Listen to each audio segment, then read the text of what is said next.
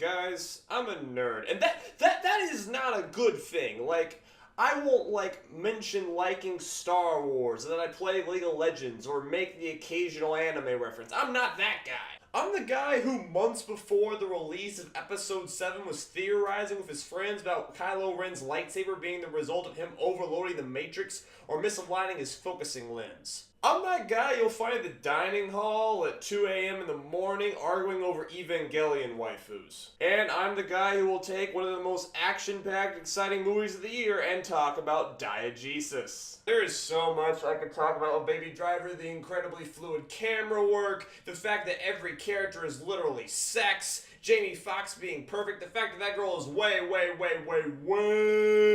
hotter than she was in Cinderella. But no, I want to talk about a word so esoteric and insular to literary criticism that, like, some Microsoft Word programs don't even know what it is. But no, I am Wyatt the Word Weaver, master of the English language. I can make anything interesting.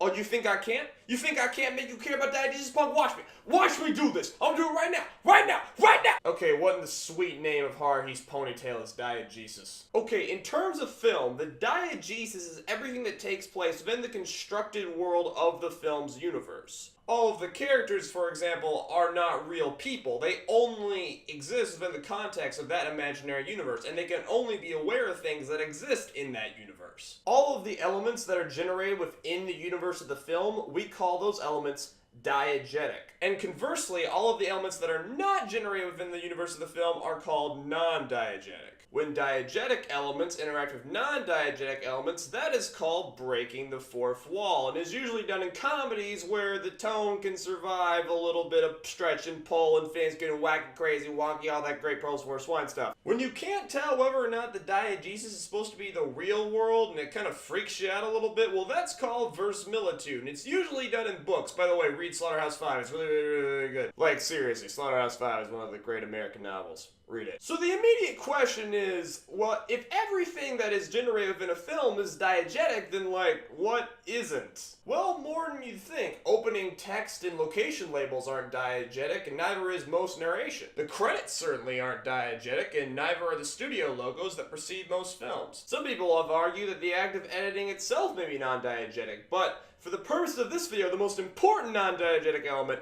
is the film's score. You've probably never thought of it, but isn't it, like, kind of weird that, like, you know, we have all of the sounds that are going on within the film, and then there is this separate track of music that is being played over the events. And by that I mean that it is a completely different audio track in the editor. But at the same time, scores are an integral part to the medium of film. I mean, films had music before they had even proper sound. There are so many great and iconic films that owe a lot of that to their scores. There are movies that come out that have like one song that's better than the rest of the film combined, and this year Blade Runner 2049 came out that did things with its score that, like, I didn't even think were possible. So the music is probably the most important non-diegetic element in the film. Here's the thing about Baby Driver. In Baby Driver, every song that the audience hears is also heard by the titular baby. Prove me wrong. We watched the movie, which, I mean, you should anyway, because it's a great movie, and you will know that every song played is either played on an iPod, or played on the radio, or sung by a character in universe, or is, like, obviously playing inside a baby's head inside of, like, a dream sequence. Now, sometimes this hurts the plausibility a little bit, but that means that apart from the credit sequence, every song in the film, its entire score, is completely diegetic. Now, I know what you're thinking, Wyatt, that is an incredibly specific revelation. You're obviously very excited about it, and it's almost interesting, but, like, why should I care? Well, listen, I would have not made this video just to make a pedantic point on the nature of film terminology. Here's the important part. In most films, the Foley, that's all of the ambient sounds that are, like, generated within the universe of the story, the dialogue and the score are all, like, you know, separate audio tracks that the sound engineers and the editors have to combine and weave together to make, you know, something that works. And then to make sure that none of that clashes or overpowers each other. Like, it would be really weird if you had a movie where the music was so loud that you couldn't hear, like, what the actors were saying. But in Baby Driver, the score is just as much a part of the movie as, like, the screeching of tires or the shouting of police officers. And that makes it feel way more real. Because it's diegetic, there is nothing stopping from the score combining with all of the rest of the sounds and the dialogue of the movie to create one coherent soundscape. And the result of that is a beat, a musical rhythm that guides the entire film. If I was forced to use one word to describe Baby Driver, I would say that the film is percussive. The entire film runs on a beat, a timing that controls every shot, every action, every line of dialogue. From the instant the movie starts, the beat is in control of the action. The thieves get out of the car to the beat. They open the trunk to the beat. They put up their scarves to the beat. And then we meet a protagonist who dances to the beat, not only with his body, but with the car as well, signifying that it is like an important part of him. And this rule remains for the entire movie while Edgar Wright plays with camera movement in the way that only he can. Gunshots are fired to the beat of the song playing, and that song changes based on the tone of, what's going on. Or you could argue that what's going on changes based on what the song's playing. Now see, this is incredibly important because that means the backbone of the entire film is the soundscape. And then they make that soundscape one of the best things you've ever listened to. This film's soundscape is a ride, a rollicking, high-flying adventure that never gets old, never slows down, just changes direction. It embraces hyper-stylism with that big R romantic tone that you just can't help but love. And that allows the film to pull off all of its other exceptional elements. That's how they're able to make every character this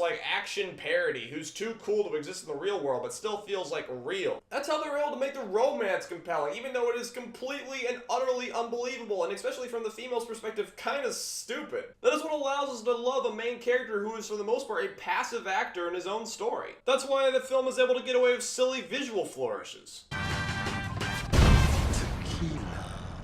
That's how the film is able to perfectly ramp up to this epic climax despite most of it being very small in scale. That's why the action hits so hard. That's what made Doc's face turn at the end somehow believable. And that is why Baby Driver is not only one of my most enjoyed films of the year, but also one of my mother's most enjoyed films of the year. And trust me, that lady is not easy to please. Baby Driver is in many ways a really stupid movie with a lot of suspension of disbelief required for you to buy into its world. But from the very beginning when they just hit you with that music and you just feel sincerity, you're just taken for a ride, and you buy in. Edgar Wright has always been a master of using his camera to lock in his audience, and now it seems that he can do the exact same thing with music. If you want to see more of his work, might I recommend The World's End and Hot Fuzz? Frankly, it's all great. At this point, I'll see pretty much anything he puts out. Call me a fanboy. Alright, quick little video there. Hope y'all enjoyed yourselves while learning something. That's always my goal. I'm gonna link in the description a video from Dan Olson of Foldable Human who makes a video about diegesis that is maybe explains it a little better than I could. Like and subscribe if you really enjoyed this. I have a Twitter and I like followers. You can contact me at my Gmail and I'd be so incredibly grateful if you would spread this video around. Tell your friends, tell your enemies, tell your gastroenterologist. Alright, I'm gonna go into work on the next video. I'll see you then. Y'all be good.